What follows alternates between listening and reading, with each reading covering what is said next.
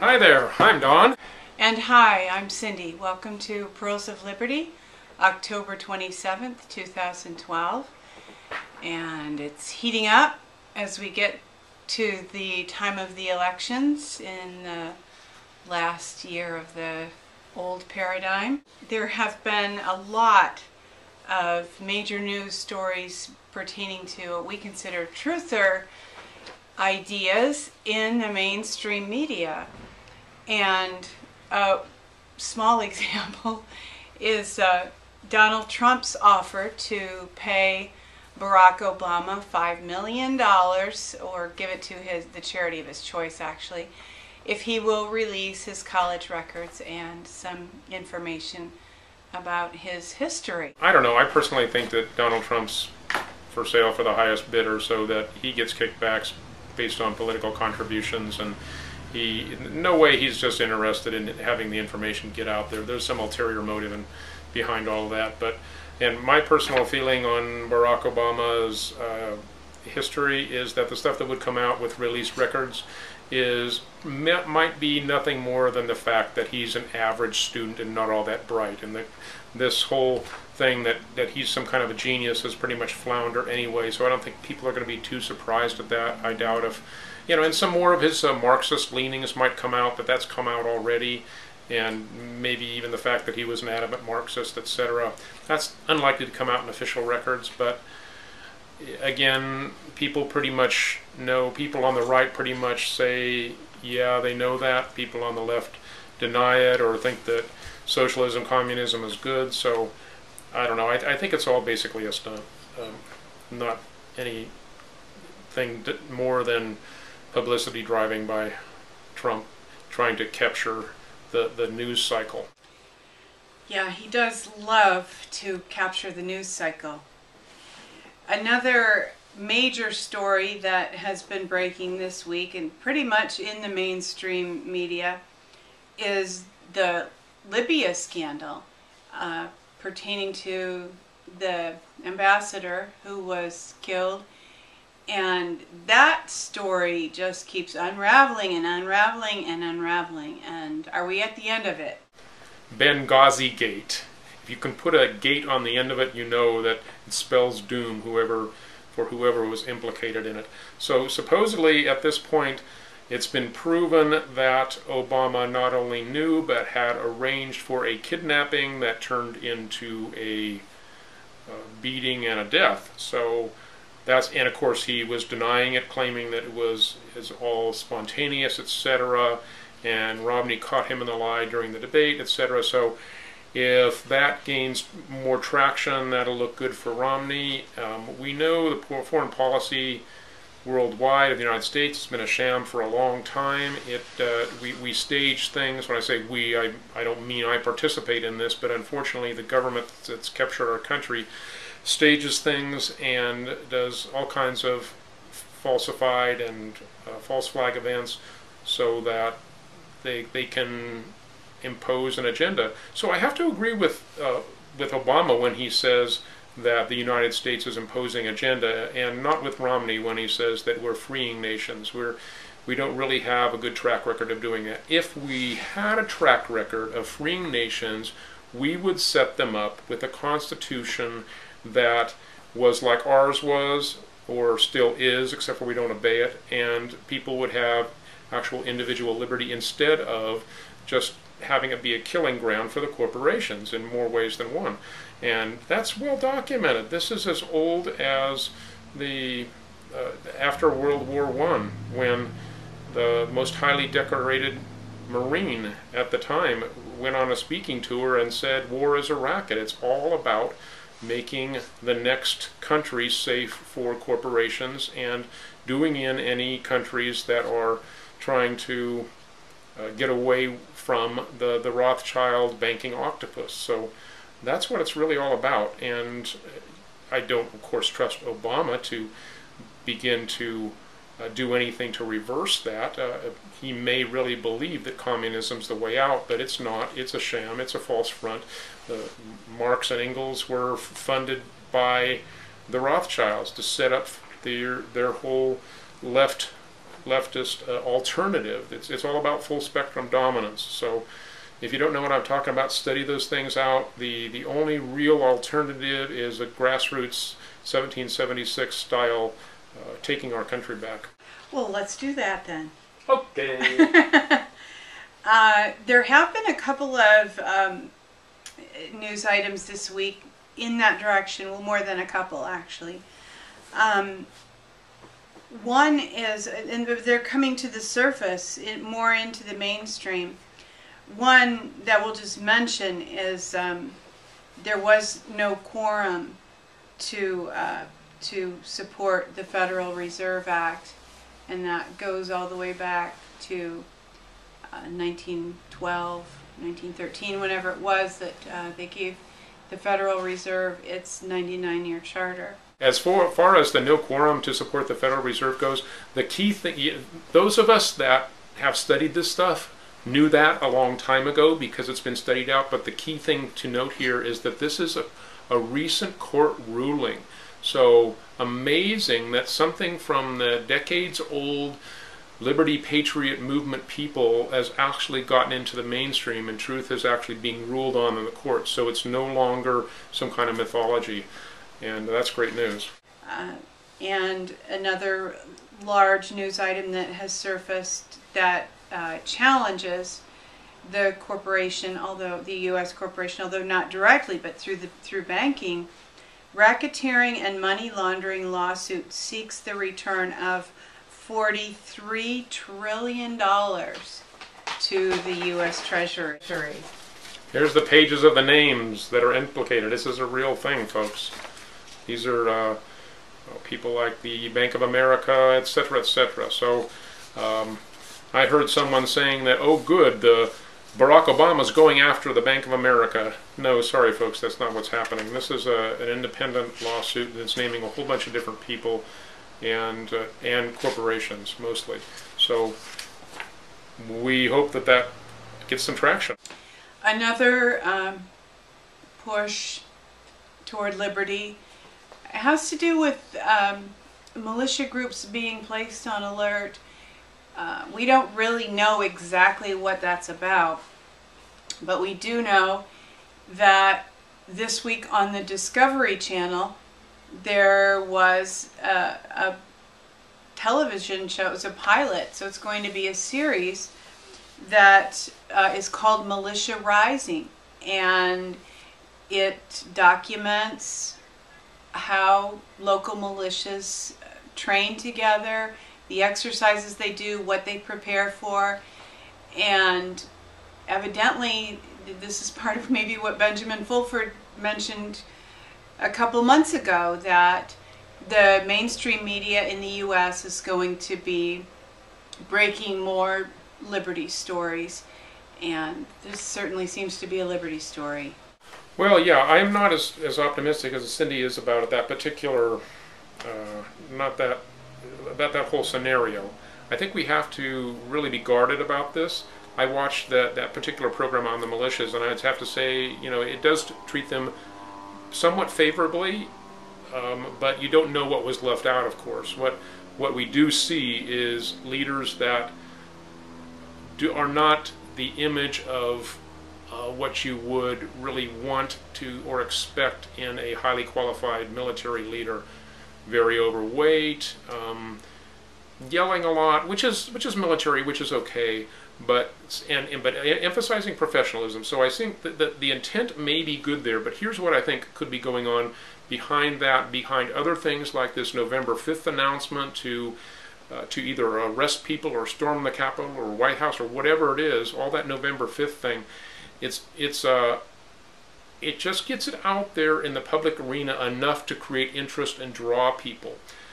So learn from Occupy Wall Street. That was a similar kind of event where there were announcements, they were vague, people began to show up, and what happened? They attempted, they being the powers that be, attempted to co-opt that movement, those forces, as people were drawn to this, and then it got, when they couldn't co-opt it, when that was a failure, well then they brought in the sticks and drove the people out, and it's basically no longer in existence. So the media will create a momentum behind something that's real, and then they'll try to co-opt it. So it remains to be seen what's going to happen with Liberty and Patriot Movement stuff. I'm pretty confident that there are enough of knowledgeable people, grassroots, countrywide, that it won't be possible to co-opt it. You have different groups, different factions that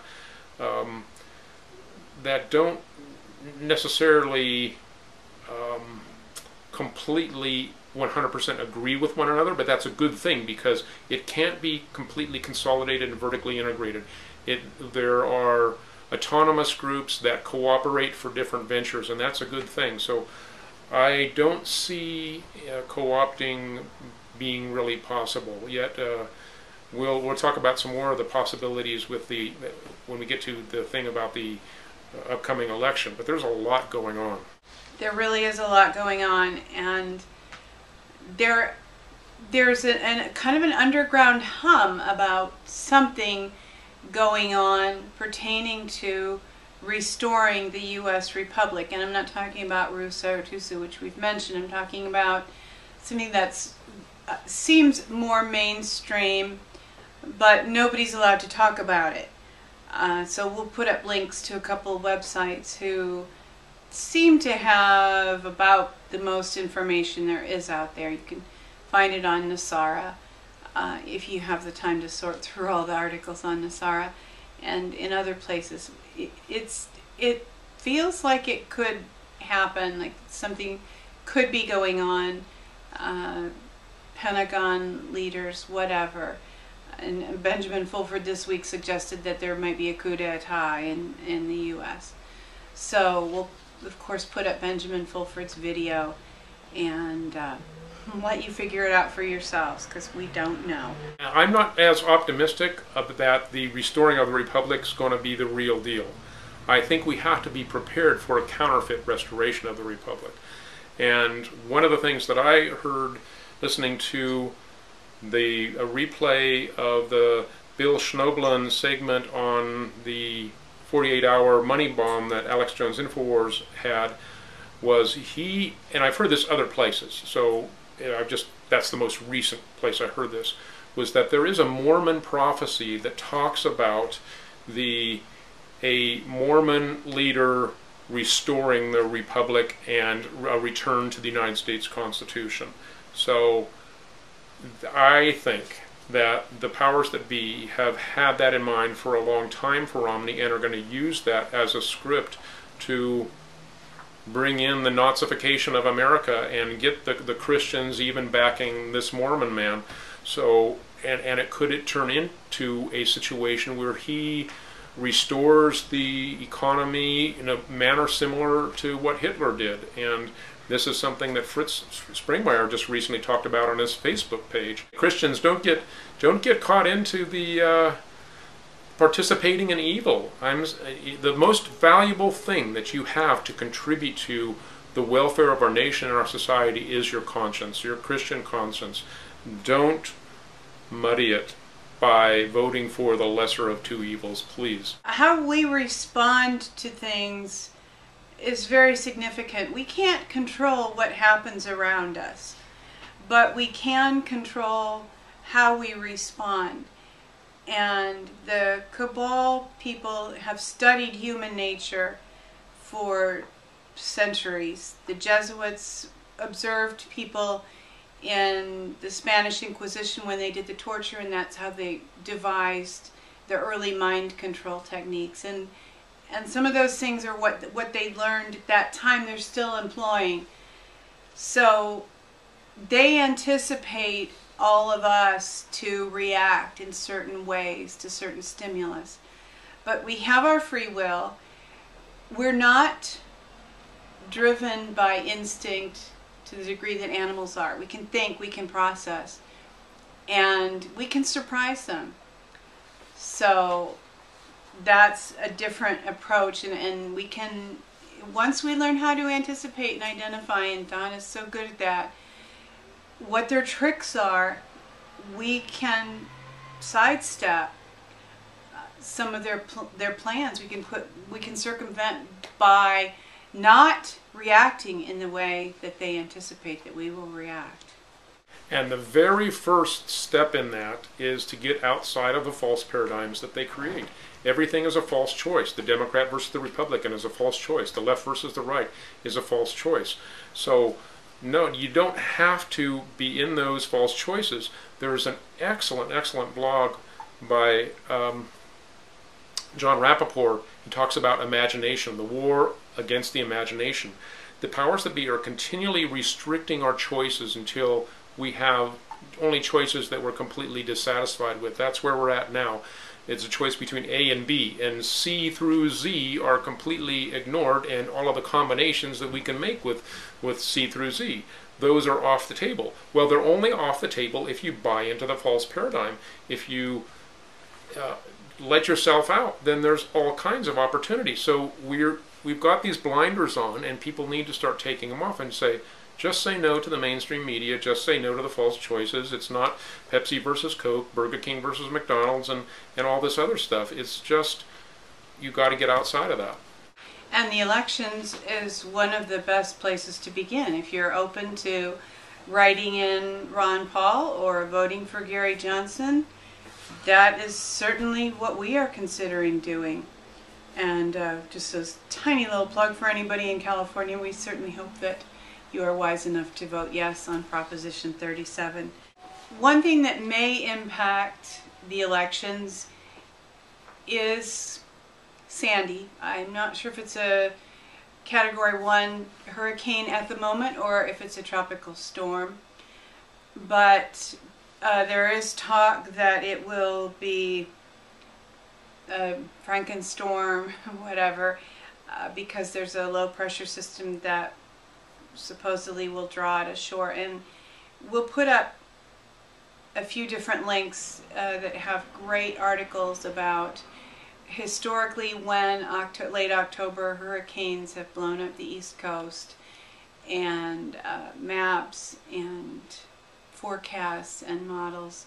So I'm sure you've seen a lot of the videos. We may put some of the 2-minute news videos and some things like that as well for you to look at. But I think Don can speak to how this might potentially impact elections, martial law, worst case scenario maybe. Well, it's interesting. There are some pretty strong indications that this may be an augmented storm, I'll put it that way, with technology. Weather weapons have been around for a long time. Only some of it's been declassified. Katrina was highly suspicious, the way that the storm moved, etc. And what we have happening with this one storm is it's not just one storm. It's actually a colliding of 3 different things from 3 different angles with a low pressure onshore designed to draw it in. So it's and plus the timing right before the election, it looks like it could be an opportunity for Barack Obama to, at the very least, grandstand and pose as the savior, and the incumbent always benefits from a neutral sort of a news, and that would take the wind out of Romney's sails that he's gotten from the Benghazi Gate and all of the other stuff going on. So that's a possibility that could be happening. But it's interesting. What does that tell you about the kind of pull that that his faction of the New World Order has? In my view, this is not an outsider and an insider, because he has the reins of power, Obama, and Romney being an outsider. These are 2 insiders trying to vie for the reins of power. And does Obama really have the reins of power of the people that control the HAARP weather systems? Interesting prospect. The communists, who would be the Fabian socialist faction of the New World Order, they do have a lot of technology. They're not, they're smart people. They're not ignorant of these things. So that's certainly a possibility that could be in the wings. It's by no means certain, because, as Cindy was pointing out to me earlier, God is always holding the last card in these kind of things. So it looks like a last-ditch effort to me. I really think that whatever they've planned in order to disrupt things and even up to the point of canceling election, I don't think it's going to happen. I don't think that there's going to be that level of disruption. But we shall see. It's definitely an opportunity for prayer. If you're a praying person, please pray for the minimum of disruption and pray for the peace of God and the minimum loss of life, etc. Speak to Sandy and say, "Peace be still in the name of Jesus." And what Don said about the connections, I think we've mentioned here before that according to, I think it was Benjamin Fulford, Obama is backed by the Pope and Queen Elizabeth, and Romney is backed by Rockefeller and the Bush aspect of the family. So there's that. I mean, it's shocking to think that people could play with our lives as if the whole thing was just a giant chess game. But at times it seems as if that is what's going on. So I guess that's one way that Obama's people could control HAARP through the Queen, through the Pope. Who knows? We don't really know how that whole structure is wired together. But we live in California, but I'm from the East. I lived in the East for about 40 years of my life, and I have been on the East Coast when hurricanes came in. I happened to be there when Gloria rolled in and also when Hugo came in. And when Gloria came in, we just left when they issued the emergency and didn't come back. Hugo, we just left overnight, and some of our friends actually stayed out on Cape Hatteras, and if you've ever been out there, it's about a quarter-mile strip of sand. It's not a place that you would want to be if there was a major hurricane, and which is why we left. But as I said, some friends and family members stayed out there for Hugo, and I remember watching Hugo come in. I could see just the edge of this huge white circular cloud. And hurricanes are very unpredictable, and people have predicted all sorts of doom and gloom with hurricanes, and sometimes it just doesn't materialize. I think it's good for the news to put the worst case scenario on, because they get more views. So God help all the people on the East Coast, and if the storm does blow in, if it's nasty, I read one article that said that it'll be a much lower pressure than the blizzard of 1978, which is kind of a standard, and I happen to be in the eye of what they called an inland hurricane, the blizzard of 1978. I'm not old enough for it to have been 1878. But, the power went out. It was out for 10 days or so. You find a friend who has power and you go stay at their house if possible. You wear warm clothing, you have some canned goods on hand, and just be wise and be prepared. Yeah, I also want to emphasize that your experiences were in roughly the same time of year. I've heard people say recently that hurricanes don't happen this time of year. Actually, this is hurricane season right now, and isn't it? Because I'm in spent my life growing up in California. I don't know really what hurricane season, except whenever there's a big one. Occasionally I'll hear about it, but I think it's any time in September through late October or November, huh? Yeah, it's actually mid-August to mid-November. Okay. Yeah, so it's not an extraordinary thing that this hurricane materializes out of nowhere. And others have taken a similar track and probably been drawn in. There was one in 1954 that went inland instead of bouncing off the coast as they typically do. And I don't know enough about that, but perhaps there was a low pressure system at that time that drew that one ashore too. So yeah, it's not unprecedented. So don't buy into that fear aspect of it. And one possible positive thing is Richard Gazowsky, whose blogs we follow, wrote few months ago that God had told him there were going to be 3 signs: a fire in the sky, a cloud that covered 10 million people, and then a kingdom that fell. And he said that we weren't to fear these things, that they were going to be positive and they were signs that God was going to release great blessing. And he believes the fire in the sky was the meteors, the extraordinary meteors. And we have an email into him to ask him if he thinks that the cloud that covers 10 million people might be Sandy. So maybe this is part of a prophesied set of occurrences that heralds something really good happening. Yeah, and I'm hoping that the collapse of the kingdom could even be the monetary system, the Federal Reserve, some aspect of the economics in which we get to build a new system, because we badly need it. We know economics are bad, and people keep trying to patch this thing up that we have now, but it really needs to be completely redone. And we can't solve our problems, as Einstein said, famous quote, by the level of thinking that was done at creating. We've got to rise above that. We've got to get out of the paradigm. That's why I keep emphasizing that, and begin to bring in a new monetary system. People outside of the United States are already doing it, and we have the old guard trying to continue to hold on to their reins of power. And I believe that that's been shifting for a while, and the shift will become manifest very soon. So we're all very hopeful about that. Well, I'm glad to know that you believe that, because I believe that. And we hope that you have faith in Creator that sustains you through uncertain times. And thanks for watching us this week. Yeah, the key thing is no fear. Don't let fear drive you down into your lower brain, because that's when you be controllable. You're more controllable, and you accept those false choices that are placed before you. Rise above your fear into the love, embrace your Creator God, and then all of the other opportunities that open up.